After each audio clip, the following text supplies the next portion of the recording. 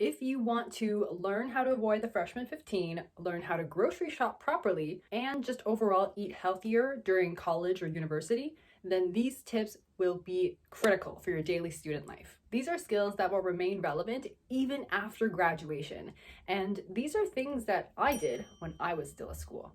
Now, the first tip to eating healthier in college is recognize that you might be buying the wrong convenience foods. When we say convenience foods, we think instant noodles or cup noodles, Kraft mac and cheese, frozen meals or frozen pizzas, muffins, croissants. Now, while these foods are helpful at times, they don't really have too much nutritional value. Rather, when you think convenience foods, think more along the lines of boxed salads, frozen fruits, frozen vegetables, rotisserie chicken, canned salmon, canned tuna, and also pasta sauce is a really great option. Now, these items are still considered convenient because it cuts down on prep time for you, but they contain a much higher nutritional value. This next tip will actually help you to start the process of grocery shopping. The first step is to try to find 2 to 4 easy, nutritious recipes that you can rotate around in your week and try them out while you try to find new recipes. The top 4 recipe types that I would recommend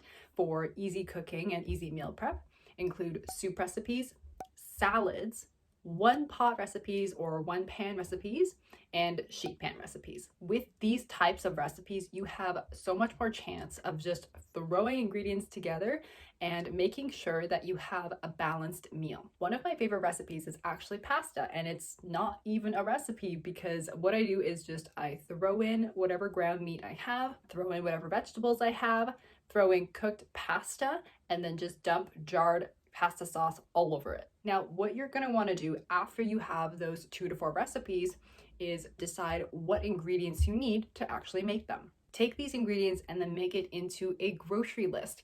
Now, whether you have them organized according to store department, aka like those that come from the fridge, those are produce, those are breads, it's up to you. Whatever you feel is most organized for you. What I actually do is also check the sales of the stores that I typically go to. If the one that I want is not on sale, I could either buy it or I could try to substitute it with something that's actually on sale.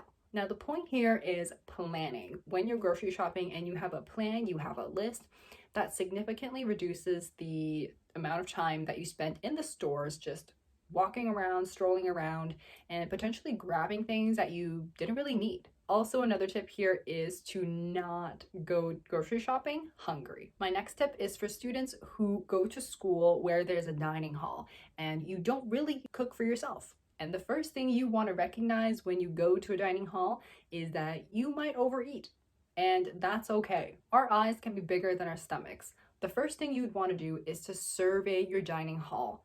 Take a look around and see what food options that you have. Then make a decision on what kind of foods that you want and remember to follow the balanced plate. And this means half your plate should be filled with non-starchy vegetables, a quarter should be filled with carbohydrate options, and the other quarter filled with protein options. You'll also want to try different foods. For us to get a variety of nutrients, it's important for us to eat a variety of foods and not just the same things day in and day out. My next tip is to follow your hunger and fullness cues. Our hunger and fullness cues are innate, meaning that we are born with them because our bodies have hormones that literally tell us when we're hungry, when we are full. Some of you might feel it's very hard to develop a good relationship with food, and I feel you. It is hard for everyone, especially with diet culture being so in our face all day long. Listening to our bodies is actually one of the first steps that we need to get familiar with in order to develop that good relationship with food. And the problem is that a lot of us don't do that right now. Whether we eat too little because we are going on diets or our day just becomes our priority, or we eat too much because we get distracted, especially in the evenings. So what I recommend is to really just starting the habit of having regular meals and being aware of when you are hungry and how full you get. To start your day, no matter what time you get up, when you feel hungry, you need to eat something. And don't be afraid to go big, because having something more substantial earlier during the day can really help to set us up for later parts in the day. Bring snacks in your bag if you know that you'll be very busy throughout the day, and if you're just on the go all the time. If you're in a dining hall, it can be a little bit more difficult to judge how much you should put on your plate because you have to buy the food first, then eat it, then assess how full you are. So it does take some trial and error, but don't forget you can always also go back for more if you need.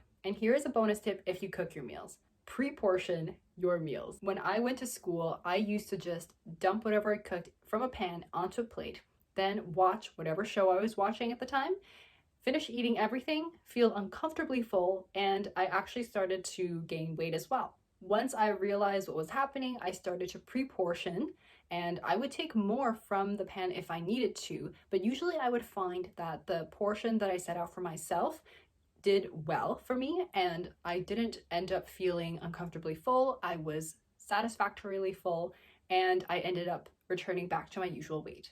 And that, my friends, is how I learned to save for leftovers. Let me know how your college experience is going so far in the comments down below, and let me know if you want more of these tips.